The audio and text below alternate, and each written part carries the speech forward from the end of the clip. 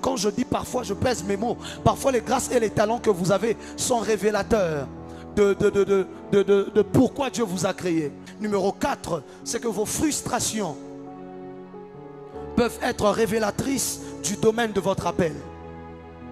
Je répète, vos frustrations peuvent vous révéler le domaine de votre appel. Les choses qui te frustrent d'habitude, les choses qui te dérangent d'habitude, peuvent être révélatrices du domaine dans lequel Dieu vous a appelé. C'est-à-dire quoi? Tous les jours, toi, tu es énervé de la qualité des taxis. Qui sait? Si Dieu t'a appelé à créer une entreprise de taxi qui aura un confort extraordinaire, tous les jours, toi, tu es énervé par la qualité dont les gens chantent la musique gospel. Peut-être c'est parce que tu es un grand musicien et un grand musicien dort en toi. À chaque fois que tu vois l'équipe de football congolaise, tu te dis il y a un problème, ça ne marche pas. Qui sait? Peut-être que tu dois être le prochain président de cette équipe de football, le prochain manager et ainsi de suite. Quand tu vois les gens malades, les gens mourir, les gens souffrir, tu te dis non, ce n'est pas possible. Les gens ne peuvent pas mourir comme ça. Parfois ça ne veut pas toujours dire que tu auras un don de guérison. Parfois ça veut juste dire que tu dois aller faire 7 ans à l'UCB, étudier la médecine, maîtriser la médecine pour ensuite aller devenir médecin. Numéro 5, ce que votre entourage dit sur vous peut être révélateur de ce que Dieu a destiné à votre vie. C'est à prendre avec des pincettes.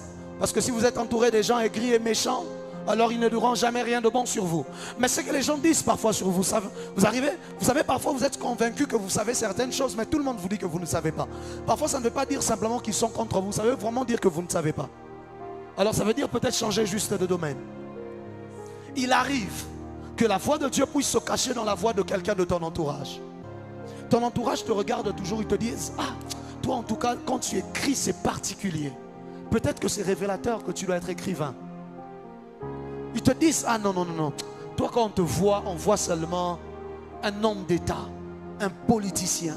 Tu te dis, non, moi c'est pas pour moi ces choses-là. Ah mais les gens aiment me pousser à ça, je ne sais pas pourquoi. Peut-être que ce ne sont pas les gens qui te poussent à ça. C'est Dieu qui essaie de te passer un message au travers les gens.